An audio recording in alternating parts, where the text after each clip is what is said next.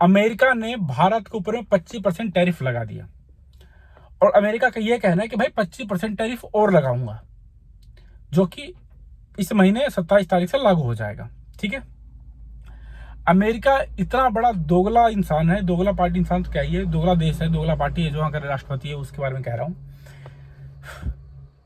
उसका कहना है कि भारत है जो रूस से तेल खरीद रहा है, तो रूस से तेल खरीदने के कारण रूस हथियार खरीद रहा है और फिर लड़ाई कर रहा है। ठीक है, सबसे ज्यादा तेल चाइना खरीद रहा है, चाइना पे सैंक्शन लगाने की बस की नहीं है। क्यों? क्योंकि सारा अधिकतर मटेरियल ये लोग चाइना से खरीदते हैं, इनकी ऐसी हो जाएगी इनकी इकोनॉमी की।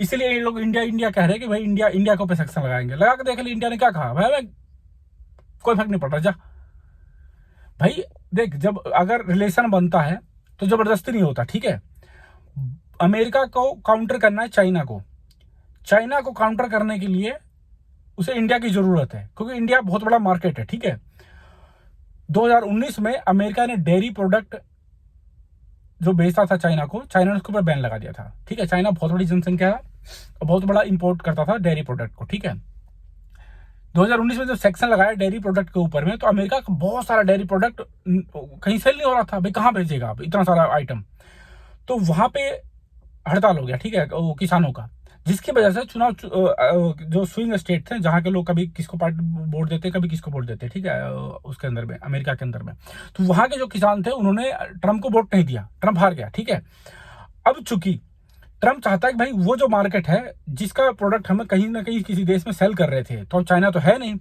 तो दूसरा बड़ा मार्केट इंडिया है, तो इंडिया में सेल किया जा सकता है। ठीक है, और इंडिया के अंदर में बहुत सारे ऐसे लोग हैं, ऐसे किसान हैं, खासकर जो गाय भैंस पालते हैं, इक्का दुक्का गाय भैंस पालते हैं। ठीक है, उनकी रोजी रोटी उसी से चल रही है। अब अगर दूध मान लो बाहर का इंपोर्ट किया हुआ 15 रुपए में, 10 रुपए में मिलने लग जाए, तो इंडिया का जो किसान है इसका दूध कौन खरीदेगा? मिडिल क्लास को फायदा हो जाएगा। ठीक है, लेकिन एक बहुत बड़ी जनसंख्या के लोगों को नुकसान हो जाएगा, देश का नुकसान हो जाएगा। इससे अमेरिका को कोई फर्क नहीं पड़ता, क्योंकि अमेरिका को अपना मार्केट देखना है। यही वो मुद्दा है जिसके ऊपर में अमेरिका और इंडिया का बात नहीं बन पाया, और इसी वजह से इंडिया ने कहा भाई इस मुद्दे पे हम राजी नहीं होंगे। हमारे किसानों का, हमारे देश के जो इस टाइप के छोटे मजदूर हैं जो कि दूध प्रोडक्ट से रिलेटेड है, काम कर रहे हैं, इनका बहुत बड़ा नुकसान होने वाला है, डेयरी प्रोडक्ट से रिलेटेड बंदों का, लोगों का। तो इस वजह से हम इस मामले में भाई हम कैसे भी करके तुम्हारी बात नहीं मान सकते। इस पर अमेरिका नाराज हो गया। अब अमेरिका का ईगो है। दूसरा, दुनिया में पहले कॉलोनी थी, कॉलोनी इन की, जैसे इंग्लैंड की कॉलोनी इंडिया था, भाई उसने इंडिया को गुलाम बना रखा था, राज करते थे। ऐसे ही देखा जाए तो अमेरिका इस समय दादागिरी कर रहा है, सारे देश को आके कहना चाहिए भाई भाड़ में जा तेरा डॉलराइजेशन, हम नहीं कर रहे, हम नई करेंसी कर रहे हैं, नए अपने हिसाब से बात करेंगे। अगर सारे देश मिल जाए ना, तो अमेरिका सेक्शन किस पे लगाएगा?